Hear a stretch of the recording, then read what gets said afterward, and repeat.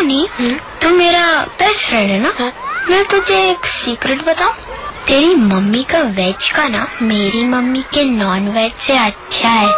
न्यूट्रेला, अब जो सच है वो सच है। टोनी, मैं सोच रहा हूँ कि मैं वेजिटेरियन बन जाऊँ। Nandi group of industries, Nandi, नाम विश्वास का। Good morning. जी कहिए। क्या आप जानती हैं कि आपके मुंह में कीटाणु पनप रहे हैं? सच? आइए चेक करते हैं। देखिए, कीटाणु बढ़ रहे हैं। पर मैंने तो सुबह ही ब्रश किया था। तो फिर कुछ एडवांस ट्राई कीजिए। कोलगेट टोटल, ये 12 घंटे तक कीटाणुओं को बढ़ने से रोके।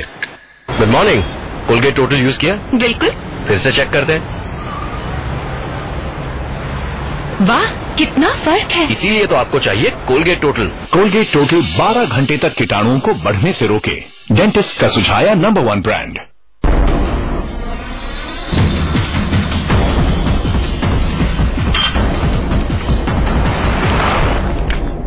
आवाज निवेश पाठशाला में एक बार फिर से आप सबका स्वागत है और इस खास एपिसोड में हम बात कर रहे हैं कि शेयर को कैसे खरीदा जाए, या यूं कहें कि शेयर खरीदने के पहले किस तरह की इन्वेस्टमेंट अप्रोच होनी चाहिए।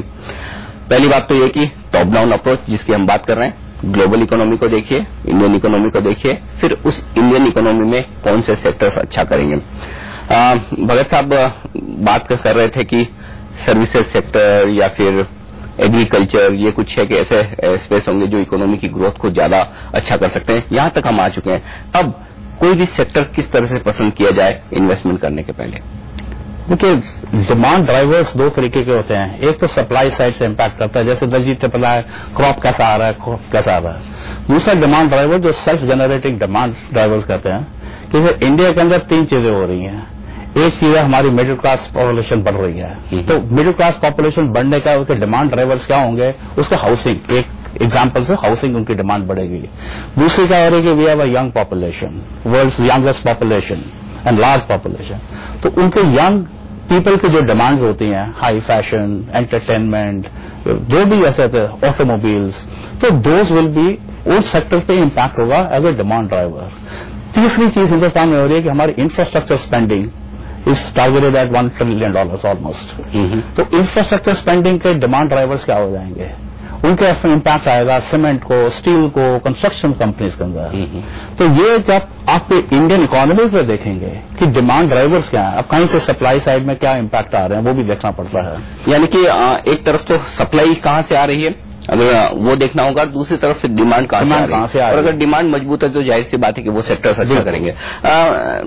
बल्कि जैसा भगत साहब ने भी अभी बताया कि डिमांड पर नजर रखना काफी जरूरी है। तो जब आप किसी सेक्टर को एनालाइज करते हैं तो वहां पर क्या क्या बातें आप खास तौर से देखते हैं?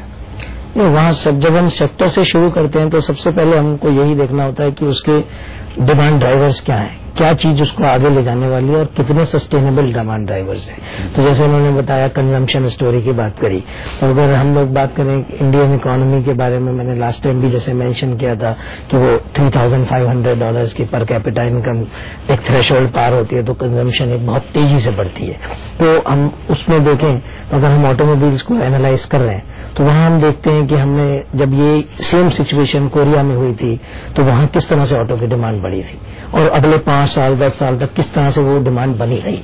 इसी तरीके से चाइना में क्या हुआ, यूएस में क्या हुआ। अगर जस्ट एक एग्जांपल दें तो आज इंडिया में लगभग 8 से 10 कार पर 1000 पॉपुलेशन है और अब चाइना में अगर उसको कंपेयर करें तो वो 27 नंबर है।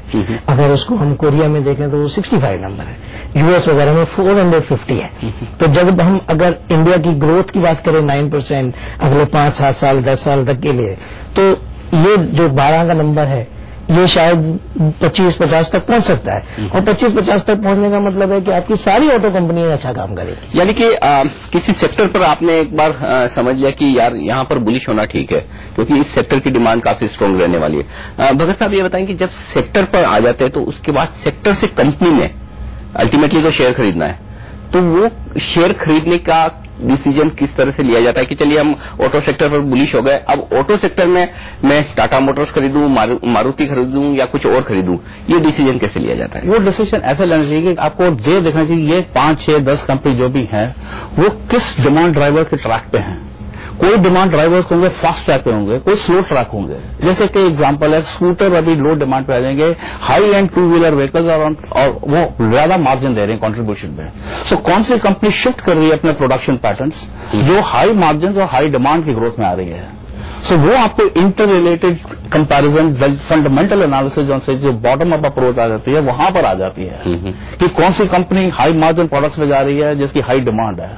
तो ऑटोमेटिकली वो उसका फ्यूचर उस कंपनी का बेटर रहेगा। लेकिन दलजीत, जनरली ये होता है कि लोगों को लगता है कि ऑटो सेक्टर अच्छा कर रहा है तो हर एक कंपनी अच्छा करेगी।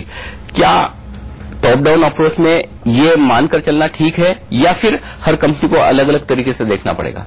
जी अनिल, यहीं पे हमने आपको बताया जैसे कि जो सिंथेटिक अप्रोच हो गई, जो इंटीग्रेशन की बात आ गई, आपने एक व्यू बनाया कि ऑटो की कंजम्पशन अच्छी है और इसलिए ऑटो सेक्टर अच्छा करेगा।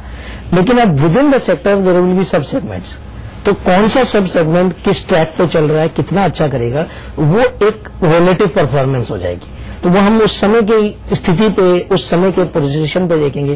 कभी ऐसा होगा कि 4 व्हीलर की डिमांड बहुत अच्छी चल रही है तो हम लोग 4 व्हीलर को प्रेफर करेंगे बजाय 2 व्हीलर के। कभी ऐसा होगा कि 2 व्हीलर की डिमांड अच्छी है, 2 व्हीलर की ग्रोथ अच्छी है, उसको प्रेफर करेंगे। विद इन 4 व्हीलर्स कमर्शियल की अच्छी है या कि पैसेंजर कार की अच्छी है, तो उसके ऊपर डिपेंड। ये सब रिलेटिव परफॉर्मेंस पैरामीटर्स हैं।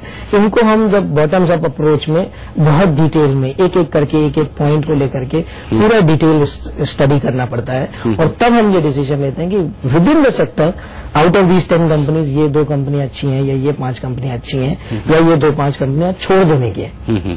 तो वो ये भी डिसीजन बहुत इंपॉर्टेंट है कि इसमें से कौन सी चीज छोड़ दी है, क्योंकि जितना इंपॉर्टेंट है कि ये डिसाइड करना किसको मुझे खरीदना है, उतना ही इंपॉर्टेंट ये भी सोच समझना है कि किसको मुझे नहीं खरीदना। तो आपने देखा कि किस तरह से एक कंपनी में पैसा लगाने के पहले आपको टॉप डाउन अप्रोच में एक बार आपको देखना होता है कि किस तरह से अप्रोच किया जाए।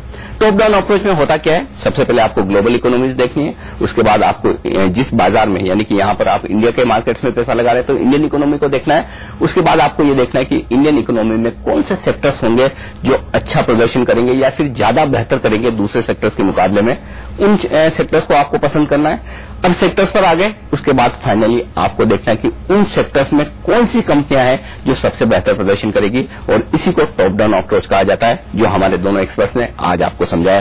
दलजीत और भगत साहब, आप दोनों का कार्यक्रम में शामिल होने के लिए बहुत बहुत शुक्रिया।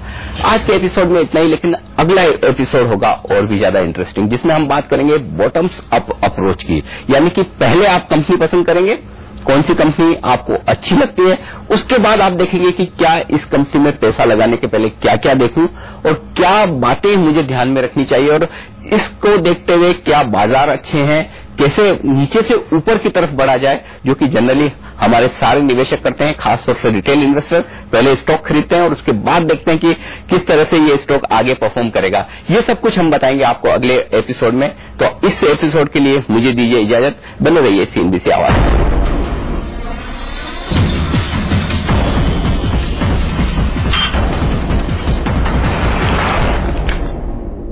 आवाज निवेश पाठशाला की प्रस्तुत करता है इंडिया निवेश, trust we earn it.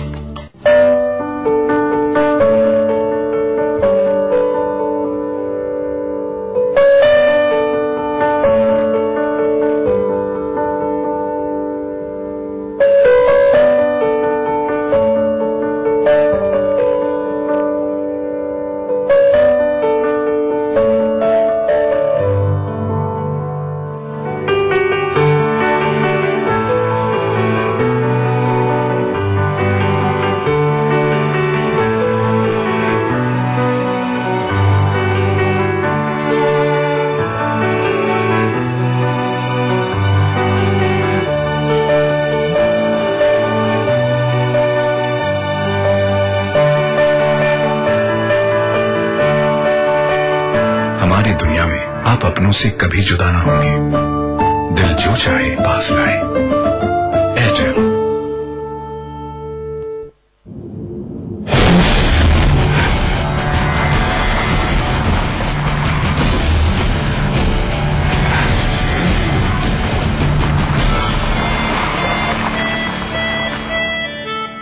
Just drive it to believe it. The all-new Vista with DriveTech 4.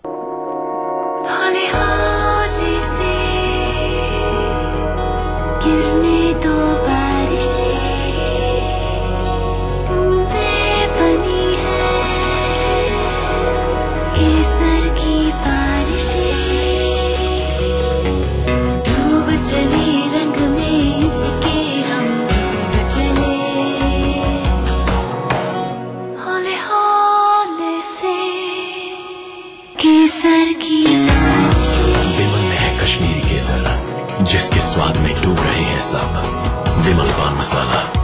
आने दाने में केसर का दम. He wasn't part of a rich dynasty, but at 26, he is worth $6.9 billion. Trace the journey of Mark Zuckerberg in this issue of Entrepreneur. Nandi Group of Industries.